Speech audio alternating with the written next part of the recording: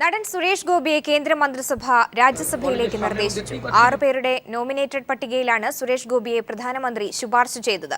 കലാകാരന്മാരുടെ പട്ടികയിലാണ് ഉൾപ്പെടുത്തിയിരിക്കുന്നത്. പ്രധാനമന്ത്രിയുടെ ശുപാർശയ്ക്ക് രാഷ്ട്രപതി ഉടൻ അംഗീകാരം നൽകും. നേരത്തെ ദേശീയ ചലച്ചിത്ര അക്കാദമി സ്ഥാനത്തേക്ക് നടനെ പരിഗണിക്കുന്നുണ്ടെന്ന അഭ്യൂഹങ്ങൾ നിലനിന്നിരുന്നു.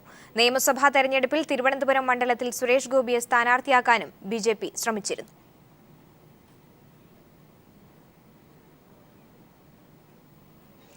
വി.എസ്. പാർട്ടി വിരുദ്ധനാണെന്ന് താൻ പറഞ്ഞതായുള്ള ഒരു വിഭാഗം മാധ്യമങ്ങളുടെ പ്രചരണം അടിസ്ഥാനരഹിതമെന്ന് പിണറായി വിജയൻ. പറയാത്ത കാര്യങ്ങൾ മാധ്യമങ്ങൾ തന്റെ വായിൽ തിരികെ കയറ്റുകയാണ്. പാർട്ടിയിലോ മുന്നണിയിലോ ഭിന്നത ഉണ്ടാക്കാമെന്ന് ആരും മനപ്പായസം ഉണ്ണേണ്ട എന്നും പിണറായി പറഞ്ഞു. തിരുവനന്തപുരം പ്രസ് ക്ലബ്ബിൽ നടന്ന മീറ്റ് ദ പ്രസ് പരിപാടിയിലാണ് CPM ആലപ്പുഴ സംസ്ഥാന സമ്മേളനത്തിലെ VS-നെതിരെയുള്ള പ്രമേയത്തെക്കുറിച്ച് മാധ്യമപ്രവർത്തകർ ചോദ്യങ്ങൾ ഉന്നയിച്ചത്. ഇതിനോടുള്ള പിണറായി വിജയന്റെ പ്രതികരണം എങ്ങനെയായിരുന്നു? പാർട്ടി തീരുമാനങ്ങളും പാർട്ടി നിലപാടുകളും ഒക്കെ നിലനിൽക്കുന്നത് തന്നെയാണല്ലോ, അതല്ലാതിരിക്കില്ല. എന്താ ഞാൻ പറഞ്ഞതിൽ നിങ്ങൾക്ക് മനസ്സിലായെന്ന് വെച്ചാൽ അത് സ്ഥാനാർത്ഥിത്വ പ്രശ്നം വേറെ, പാർട്ടി നിലപാട് വേറെ. സ്ഥാനാർത്ഥികൾ പൊതുവിൽ ഞങ്ങൾ കാര്യങ്ങളെല്ലാം ചർച്ച ചെയ്തുകൊണ്ടാണല്ലോ സ്ഥാനാർത്ഥികളെ തീരുമാനിക്കുക. ആ കൂട്ടത്തിൽ സഖാവ് VS-ഉം സ്ഥാനാർത്ഥിയായിട്ട് ഉണ്ടാകണം എന്ന് തന്നെയാണ് ഞങ്ങൾ കണ്ടത്. അങ്ങനെയാണ് VS സ്ഥാനാർത്ഥിയായിട്ടുള്ളത്, അല്ലാതെ അദ്ദേഹം തീരുമാനിച്ച സ്ഥാനാർത്ഥിയായതല്ല.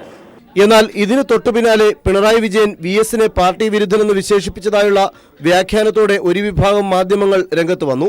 വൈകിട്ട് ആറ്റിങ്ങലിൽ നടന്ന പാർട്ടി പരിപാടിയിൽ CPM പോളിറ്റ് ബ്യൂറോ അംഗം പിണറായി വിജയൻ മാധ്യമങ്ങൾ നൽകിയ വാർത്തകളോട് ഇങ്ങനെ പ്രതികരിച്ചു. നമ്മുടെ ചില മാധ്യമങ്ങൾക്ക് മാധ്യമങ്ങളുടേതായ ഒരു അജണ്ട ഉണ്ടാവും എല്ലാവർക്കും അറിയാം. പക്ഷെ അവര് സാധാരണഗതിയിൽ പറയാത്ത കാര്യങ്ങൾ നമ്മുടെ വായിൽ തിരികെ കയറ്റുന്നത് ശരിയല്ല. ഈ ചില മാധ്യമ സുഹൃത്തുക്കൾക്ക് അവരുടേതായ ചില പ്രതീക്ഷകൾ ഉണ്ടായിരുന്നു. ഏതെങ്കിലും തരത്തിൽ ചില ഭിന്നതകളൊക്കെ വളർന്നു വരിക, ആ ഭിന്നതയുടെ ഭാഗമായിട്ട് അത് വലിയ തോതിൽ പെരുപ്പിച്ച് ഇതാ ഭിന്നതയാണ് എന്ന് പറഞ്ഞ് പ്രചരിപ്പിക്കുക എന്നൊക്കെ കണക്കൂട്ടിയവരുണ്ടായിരുന്നു. അവർക്കെല്ലാം വലിയ നിരാശയാണ് ഈ തെരഞ്ഞെടുപ്പ് പ്രവർത്തനം സമ്മാനിച്ചത്. എല്ലാ തലത്തിലും യോജിച്ച പ്രവർത്തനമാണ് ഞങ്ങൾ നടത്തിക്കൊണ്ടിരിക്കുന്നത്. അതിന് എന്തെങ്കിലും കുഴപ്പമുണ്ടാക്കാമെന്ന് മനപ്പായസം കൊണ്ടിട്ട് ഒരു കാര്യമില്ല. News bureau, Thiruvananthapuram. സംസ്ഥാനത്തെ ഇടതുമുന്നണി സ്ഥാനാർത്ഥികൾക്ക് വോട്ട് അഭ്യർത്ഥിച്ചുകൊണ്ടുള്ള CPM പോളിറ്റ് ബ്യൂറോ അംഗം പിണറായി വിജയന്റെ തെരഞ്ഞെടുപ്പ് പര്യടന പരിപാടി ആരംഭിച്ചു. ആദ്യ ദിനത്തിൽ ആറ്റിങ്ങലും വെഞ്ഞാറമൂട്ടിലും ശ്രീകാര്യത്തും പിണറായി പ്രസംഗിച്ചു. തിരുവനന്തപുരത്ത് നിന്ന് ആരംഭിച്ച പര്യടന പരിപാടി വരും ദിവസങ്ങളിൽ മറ്റു ജില്ലകളിലേക്കും വ്യാപിക്കും. സൂര്യനസ്തമിക്കാത്തൊരു സാമ്രാജ്യത്തിനെതിരെ ഇന്ത്യയിലാദ്യമായി സായുധ കലാപം ഉയർത്തിയ ജനതയാണ് ആറ്റിങ്ങലിലേത്. വിമോചനത്തിൻ്റെ സ്വപ്നം ആദ്യം കണ്ടവർ അന്തിയുറങ്ങുന്ന ആ പോരാട്ട ഭൂമിയിൽ നിന്നാണ് ഇടതുമുന്നണിയുടെ നായകൻ തൻ്റെ ഇലക്ഷൻ പടയോട്ടം ആരംഭിച്ചത്. നൂറുകണക്കിന് ആളുകൾക്ക് നടുവിലേക്ക് വന്നിറങ്ങിയ പിണറായിയെ സ്ഥാനാർത്ഥി B. സത്യൻ ഷാളണിയിച്ച് സ്വീകരിച്ചു. കേരളത്തിലെ നിലവിലത്തെ അവസ്ഥയും UDF ഭരണവും ചൂണ്ടിക്കാട്ടി സർക്കാരിനെതിരെ പിണറായി ആഞ്ഞടിച്ചു. മെട്രോയുടെ കാര്യത്തിൽ ഇപ്പോഴും തീവണ്ടി ഓടി തുടങ്ങിയിട്ടില്ല. ഇപ്പോൾ തൂണുകളാണ് കിടക്കുന്നത്. പരസ്പരം ബന്ധിപ്പിക്കാതെ ആകാശത്തിൽ ഉയർന്നു നിൽക്കുന്ന തൂണുകൾ പലയിടത്തും. അവിടെയാണ് മറ്റൊന്നും നടത്താൻ കഴിയാത്തത് കൊണ്ട് ട്രയൽ റൺ നടത്താൻ ഉമ്മൻചാണ്ടി പോയത്. എന്നിട്ട് കണ്ണൂർ വിമാനത്താവളം ഉദ്ഘാടനം ചെയ്തു എന്നാണ്. ഉദ്ഘാടനം ചെയ്ത കണ്ണൂർ വിമാനത്തിൽ പോയി കളിയാമെന്ന് ആരും തെറ്റിദ്ധരിക്കരുത്. ഇനി അത് വിമാനത്താവളമായി മാറണമെങ്കിൽ എത്രയോ കാലം പിടിക്കും. UDF കഴിഞ്ഞ 5 വർഷം അധികാരത്തിലുണ്ടായതുകൊണ്ടാണ് ആ വിമാനത്താവളം പൂർണ്ണമാകാതിരുന്നത്. LDF ആയിരുന്നു അധികാരത്തിലെങ്കിൽ ആ വിമാനത്താവളം പണ്ടേ പൂർണ്ണതയിലായിട്ടുണ്ടാകുമായിരുന്നു. സംവരണം വേണ്ടെന്ന് പറയുന്ന RSSനൊപ്പം കൂടിയതുവഴി വെള്ളാപ്പള്ളി ആരുടെ താൽപ്പര്യമാണ് സംരക്ഷിക്കുന്നതെന്ന് പിണറായി വിജയൻ ചോദിച്ചു. ആറ്റിങ്ങലിന് ശേഷം പിണറായി വെഞ്ഞാറമൂട്ടിലേക്ക് തിരിച്ചു. പിണറായിയുടെ പ്രസംഗം കേൾക്കാൻ നൂറുകണക്കിന് പേർ അവിടെ കാത്തിരിക്കുന്നുണ്ടായിരുന്നു. ശ്രീകാര്യം ജംഗ്ഷനിൽ കടകംപള്ളിയുടെ തിരഞ്ഞെടുപ്പ് പ്രചരണത്തിന് പിണറായി എത്തിയപ്പോൾ നേരം നന്നേ ഇരുട്ടി. എന്നാൽ പ്രസംഗം കേൾക്കാനായി തടിച്ചുകൂടിയ ജനങ്ങളോട് ഇടതുമുന്നണി അധികാരത്തിൽ വന്നാൽ നടപ്പിലാക്കാൻ പോകുന്ന കാര്യങ്ങളെ ഊന്നിയായിരുന്നു പിണറായി സംസാരിച്ചത്. തിരുവനന്തപുരത്തു നിന്നും ആരംഭിച്ച പിണറായിയുടെ പര്യടന പരിപാടി കാസർഗോഡ് വരെ നീണ്ടു നിൽക്കും. News bureau, Thiruvananthapuram. LDF സർക്കാർ അധികാരത്തിൽ വന്നാൽ അഴിമതിക്കാരായ UDF മന്ത്രിമാർക്കെതിരെ നടപടി സ്വീകരിക്കുമെന്ന് പ്രതിപക്ഷ നേതാവ് V.S. അച്യുതാനന്ദൻ പറഞ്ഞു. UDF സർക്കാരിലെ നിരവധി മന്ത്രിമാർ ആരോപണ വിധേയരാണെന്ന് VS ചൂണ്ടിക്കാട്ടി. കാസർഗോഡ് ജില്ലയിൽ LDF തെരഞ്ഞെടുപ്പ് യോഗങ്ങളിൽ സംസാരിക്കുകയായിരുന്നു അദ്ദേഹം. കാസർഗോഡ് ജില്ലയിലെ കുമ്പള, പാലക്കുന്ന്, ചിറ്റാരിക്കാൽ എന്നിവിടങ്ങളിൽ VSന് ജനങ്ങൾ ഊഷ്മള വരവേൽപ്പ് നൽകി. ഉമ്മൻചാണ്ടിയെ സംബന്ധിച്ചും രമേശ് ചെന്നിത്തലയെക്കുറിച്ചും അടൂർ പ്രകാശിനെക്കുറിച്ചും കേരളത്തിലെ പ്രമുഖന്മാരായ മന്ത്രിമാരെ കുറിച്ചല്ല, വളരെ സംശയാസ്പദമായ അഴിമതിയുടെ കുരുക്കുകൾ ഓരോ ദിവസത്തിൽ വന്നുകൊണ്ടിരിക്കുകയാണ്. ഇവർക്ക് ഇതിൽ നിന്ന് രക്ഷപ്പെടാൻ കഴിയില്ല. പശ്ചിമ ബംഗാൾ നിയമസഭയിലേക്കുള്ള മൂന്നാംഘട്ട വോട്ടെടുപ്പ് ആരംഭിച്ചു. 62 മണ്ഡലങ്ങളിലേക്കാണ് വോട്ടെടുപ്പ് പുരോഗമിക്കുന്നത്. ഇപ്പോൾ M സന്തോഷ് ചേരുന്നുണ്ട്. സന്തോഷ്, വോട്ടെടുപ്പിനിടെ പല സ്ഥലങ്ങളിലും വ്യാപകമായ ആക്രമണങ്ങളും റിപ്പോർട്ട് ചെയ്തിട്ടുണ്ട്. ഒപ്പം വോട്ടെടുപ്പ് എങ്ങനെ പുരോഗമിക്കുന്നു, മറ്റു വിവരങ്ങൾ കൂടി. സോമി, 1ഉം 2ഉം ഘട്ട വോട്ടെടുപ്പിലേത് എന്ന പോലെ മൂന്നാം ഘട്ടത്തിലും വ്യാപകമായ ആക്രമണ സംഭവങ്ങളാണ് ഇപ്പോൾ പശ്ചിമ ബംഗാളിൽ നിന്നും റിപ്പോർട്ട് ചെയ്യുന്നത്.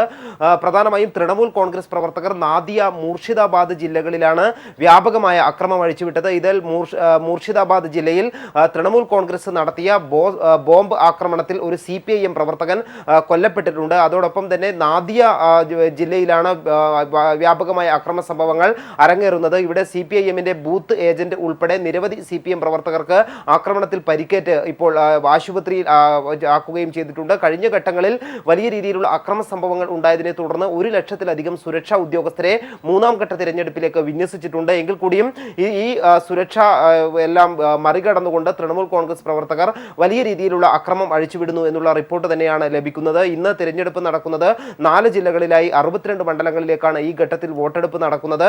വോട്ടെടുപ്പ് ഇപ്പോൾ പുരോഗമിക്കുകയാണ്. ആദ്യ 1 മണിക്കൂറിൽ 9% പോളിംഗ് മാത്രമാണ് രേഖപ്പെടുത്തിയത്. കഴിഞ്ഞ ഘട്ടങ്ങളിൽ എല്ലാ സ്ഥലങ്ങളിലും മികച്ച പോളിംഗ് രേഖപ്പെടുത്തിയിരുന്നു. പിന്നീടുള്ള മണിക്കൂറുകളിൽ ആണ് ഈ പോളിംഗ് വർദ്ധിച്ചത്. ആ രീതിയിൽ തന്നെ പോളിംഗ് വർദ്ധിക്കും എന്നാണ് കണക്കുകൂട്ടുന്നത്. സോമി, M സന്തോഷാണ് ദില്ലിയിൽ നിന്നും വിവരങ്ങൾ നൽകിയത്. പുതിയ 8 ബാറുകൾ അനുവദിച്ച സർക്കാർ നടപടിക്കെതിരെ UDF യോഗത്തിൽ സുധീരന്റെയും കുഞ്ഞാലിക്കുട്ടിയുടെയും വിമർശനം. ബാറുകൾ അനുവദിച്ചത് തെരഞ്ഞെടുപ്പിൽ മേൽക്കൈ നഷ്ടപ്പെടുത്തിയെന്ന് സുധീരൻ. തെരഞ്ഞെടുപ്പ് സമയത്ത് ബാറുകൾ അനുവദിച്ചത് ഉചിതമായില്ലെന്ന് കുഞ്ഞാലിക്കുട്ടി. അനുവദിച്ചവ പൂട്ടാനാകില്ലെന്ന് മുഖ്യമന്ത്രിയും നിലപാടെടുത്തു. എല്ലാവർക്കും ഭക്ഷണം, വീട്, ആരോഗ്യം എന്ന പ്രഖ്യാപനത്തോടെ UDF പ്രകടന പത്രിക പുറത്തിറക്കി. പ്രകടന പത്രിക പുറത്തിറക്കാൻ ചേർന്ന UDF യോഗത്തിലാണ് പുതിയ 8 ബാറുകൾ അനുവദിച്ചതിൽ ലീഗും സുധീരനും അതൃപ്തി അറിയിച്ചത്. വലിയ വിവാദമുയർന്നതോടെയായിരുന്നു വിഷയം ചർച്ചയ്ക്കെടുത്തത്. തെരഞ്ഞെടുപ്പിലെ മേൽക്കൈ നഷ്ടപ്പെടുത്തുന്ന തീരുമാനമാണ് ഉണ്ടായതെന്ന് VM സുധീരൻ നിലപാടെടുത്തു. സുധീരനോട് യോജിച്ച PK കുഞ്ഞാലിക്കുട്ടി വ്യവസ്ഥകൾ കർക്കശമാക്കണമെന്ന് ആവശ്യപ്പെട്ടു. തെരഞ്ഞെടുപ്പ് സമയത്ത് പുതിയ ബാറുകൾ അനുവദിച്ചത് ഉചിതമായില്ലെന്നും കുഞ്ഞാലിക്കുട്ടി പറഞ്ഞു. മദ്യനയത്തിനുള്ളിൽ നിന്നാണ് പുതിയ ബാർ ലൈസൻസ് എന്നായിരുന്നു മുഖ്യമന്ത്രിയുടെ വിശദീകരണം. അനുവദിച്ചവ പൂട്ടില്ല, പുതിയവ അനുവദിക്കില്ലെന്നും മുഖ്യമന്ത്രി പറഞ്ഞു. ഇപ്പം തീരുമാനിക്കാൻ ആവശ്യമായ നിയന്ത്രണങ്ങൾ ഏർപ്പെടുത്തുകയാണ്. കാരണം നമ്മൾ ഈ 5 സ്റ്റാർ കൊടുക്കാൻ തീരുമാനിക്കുന്ന ഒരു സാഹചര്യമൊന്നും തന്നെ ടൂറിസം പ്രാധാന്യവുമായിട്ട് ഉൾക്കൊണ്ടുകൊണ്ടാണ്. അപ്പം അതുമെല്ലാം ഉൾക്കൊണ്ടുകൊണ്ടുള്ള കർശനമായ നിയന്ത്രണങ്ങൾ ഉണ്ടാകും.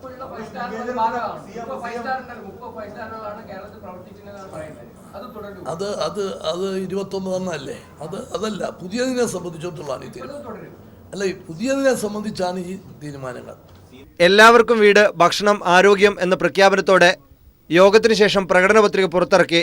5 വർഷത്തിനുള്ളിൽ 15 ലക്ഷം പേർക്ക് തൊഴിൽ, സബ്സിഡി നൽകി ജൈവകൃഷി വ്യാപിപ്പിക്കൽ, കൃഷിക്കാർക്ക് പലിശരഹിത വായ്പ, മറ്റു പ്രധാന പ്രഖ്യാപനങ്ങൾ. MR Sajesh, news bureau, Thiruvananthapuram. Alappuzha general ആശുപത്രിയിലെ കുടിവെള്ള പൈപ്പിന്റെ മോട്ടോർ കത്തിപ്പോയതിനെ തുടർന്ന് രോഗികൾക്കും കൂട്ടിരിപ്പുകാർക്കും വെള്ളം കിട്ടാതായതോടെ നാട്ടുകാർ ഹൈവേ ഉപരോധിച്ചു. MLAമാരുടെ നേതൃത്വത്തിൽ നടന്ന സമരം ജില്ലാ കളക്ടർ എത്തി പരിഹരിച്ച് വെള്ളം എത്തിക്കാമെന്ന് ജില്ലാ കളക്ടർ ഉറപ്പു നൽകിയതോടെയാണ് സമരം അവസാനിപ്പിച്ചത്. കഴിഞ്ഞ 2 ദിവസത്തിലധികമായി വെള്ളമില്ലാത്തതിനെ തുടർന്നാണ് ആലപ്പുഴ ജനറൽ ആശുപത്രിയിലെ രോഗികളും കൂട്ടിരിപ്പുകാരും അടങ്ങുന്ന ആളുകൾ ആശുപത്രിക്ക് മുന്നിൽ സമരം നടത്തിയത്. സംഭവമറിഞ്ഞ് അമ്പലപ്പുഴ, ആലപ്പുഴ MLAമാരടക്കം ആശുപത്രിയിൽ എത്തിയതോടെ സമരം ശക്തിപ്പെട്ടു. ആശുപത്രിയിലെ വെള്ളപ്രശ്നത്തിന് പരിഹാരമുണ്ടാക്കാൻ ജില്ലാ കളക്ടർ ഇടപെടാത്തതിനെ തുടർന്നാണ് ജനപ്രതിനിധികൾ അടക്കമുള്ള നാട്ടുകാർ റോഡ് ഉപരോധിച്ചത്.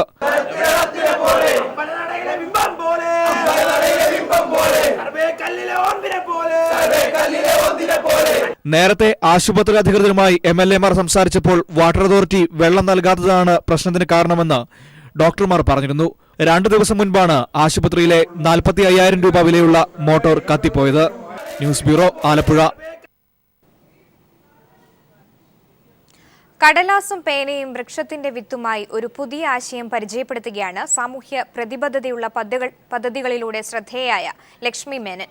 ഉപേക്ഷിക്കപ്പെടുന്ന പേനയിൽ ഉൾപ്പെടുത്തിയിരിക്കുന്ന വിത്ത് മണ്ണിനോട് ചേർന്ന് മരമായി വളരുന്നു എന്നതാണ് വിത്ത് ലവ് എന്ന ആശയത്തിലൂന്നിയുള്ള പേന. അമ്മൂമ്മത്തിരി എന്ന സംരംഭത്തിലൂടെ കൈരളി ടിവിയുടെ വനിതാ വ്യാവസായിക സംരംഭക പുരസ്കാരത്തിന് നേരത്തെ ലക്ഷ്മി അർഹയായിരുന്നു. എഴുതി മഷിപറ്റി ഒടുവിൽ വലിച്ചെറിയപ്പെടുന്ന പേനകൾ ഇനിയൊരു മരമായി വളരും.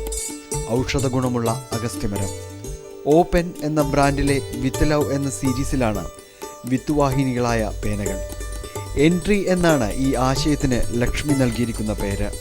ഫ്രീ വൈഫൈ അന്വേഷിക്കുന്ന മനുഷ്യൻ ഈ ഒരു കാലഘട്ടത്തിൽ അന്വേഷിക്കേണ്ടത് ഓക്സിജനാണെന്ന് കൂടി ലക്ഷ്മി പറഞ്ഞു വെക്കുന്നു. പേനയിൽ മലയാള അക്ഷരങ്ങളും പ്രമുഖരുടെ വചനങ്ങളും ആലേഖനം ചെയ്തിട്ടുണ്ട്. പ്ലാസ്റ്റിക് പെൻസിനെ നമുക്ക് അപ്പാടെ റീപ്ലേസ് ചെയ്യാൻ പറ്റുന്ന രീതിയിലുള്ളൊരു പ്രോഡക്റ്റാണ് ശരിക്കും ഈ പേപ്പർ പെൻ. അതിൻ്റെ ക്വാളിറ്റി കൊണ്ട് അതിൻ്റെ ആ തിക്നെസ്, അതിൻ്റെ സ്ട്രെങ്ത് എല്ലാം ഒരു പ്ലാസ്റ്റിക് പെന്നിനോട് കിടപിടിക്കുന്നത് തന്നെയാണ്. അപ്പം എന്തുകൊണ്ടും നമുക്ക് പ്ലാസ്റ്റിക് മാറ്റിയിട്ട് ഈ പെൻ ഉപയോഗിക്കാം. തൻ്റെ നിർമ്മാണ സംരംഭത്തിലൂടെ സമീപവാസികളായ സ്ത്രീകൾക്ക് ചെറിയ വരുമാന മാർഗം ഒരുക്കി നൽകാനും ലക്ഷ്മിക്ക് കഴിഞ്ഞിട്ടുണ്ട്. സാമൂഹ്യ പ്രതിബദ്ധതയുള്ള ഈ ആശയത്തോട് സഹകരിക്കാൻ പല സ്ഥാപനങ്ങളും ഇതിനകം മുന്നോട്ട് വന്നു. ഇവരുടെ സഹായത്തോടെ ആദ്യഘട്ടത്തിൽ പേന വിദ്യാർത്ഥികളിലേക്ക് എത്തിക്കാനാണ് ശ്രമം. അവരിലൂടെ പാകപ്പെടുന്ന ആശയം നാളെ ഒരു കാലം തണലും തണുപ്പുമായി വളരും. News bureau, Kochi.